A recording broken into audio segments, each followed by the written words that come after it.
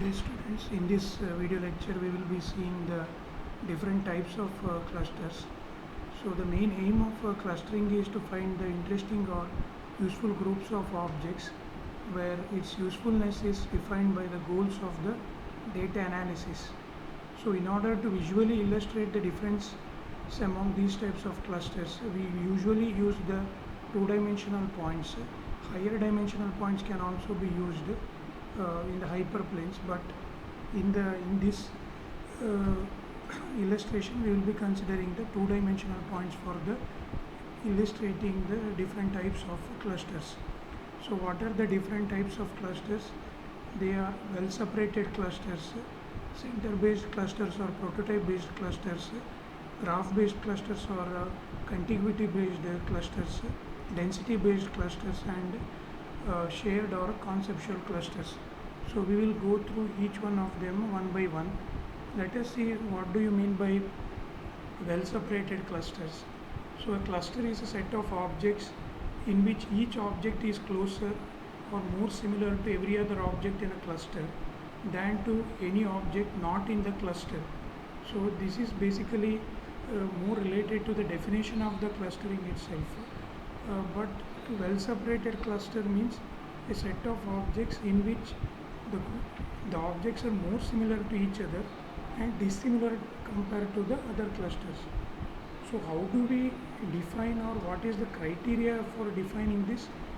We can mention some threshold to specify that all the objects in a cluster must be sufficiently close or similar to one another. This idealistic definition of a cluster is satisfied only when the data contains natural clusters that are quite far from each other. So let us see the example for that.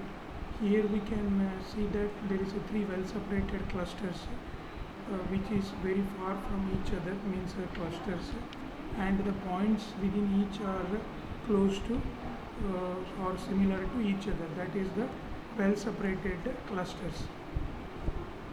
So the distance between any two points in different groups is larger than the different distance between any two points within a group.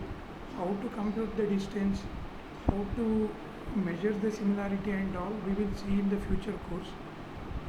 But right now you understand what do you mean by the well separated clusters. Next one is the prototype based cluster. In a prototype based cluster, a set of objects in each cluster in which each object is closer to the prototype. This prototype are being defined based on a kind of data that defines the cluster than to the prototype of any other cluster. Suppose if you are having the continuous attributes like the price of a particular commodity, height, weight of a person, then the prototype of a cluster is often a centroid, that is the average or mean of all the points in the cluster. When centroid is not meaningful, that is when the data is the categorical, like say that you are having a blood group or a rank of a person, rank of a student in a class, or rank of officer in the army. In the categorical data, it is often, the prototype is often defined by a midoid, that is the most representative point of a cluster.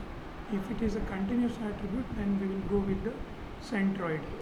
So prototype based clusters are also called as the center based clusters, where you can see these clusters are defined using the prototype. So for many types of data, the prototype can be regarded as the most central point, and in such instances prototype based clusters are referred to as the center based clusters. So next we will go with the graph based clusters. So if data is represented as a graph where nodes are the objects and links represents the connection among the objects, then a cluster can be defined as a connected component. That is a group of objects that are connected to one another but have no connection to the objects outside the group. An example can be shown like this, where you are having a connected components within a group but it is not having any relationship outside the component. So that is called as the contiguity based clusters or contiguous clusters or graph based clusters. Next we will see the, okay, I want to say this point often the density based clusters is a cluster in which there is a dense region of object that is surrounded by a region of the low density. So you can see here the cluster, it is having a region of dense data objects surrounded by a region of the lower density. So when you are having such grouping of objects, then we call it as the density based clusters. So here also you can see that in the density based clusters you are having the region of higher density followed by a lower density. So such clusters are the density based clusters. Next final one is the shared property or conceptual clusters. Here we define a cluster as a set of objects that share some property. That is, for example, objects in a center based cluster share the property that they are closest to the same centroid or the middoid. However, shared property approach also includes new types of clusters. For example, you can see over here how it is going to share the property and form the shared clusters or the overlapping circles. So this brings us to the end of the lecture on different types of clusters. Thank you.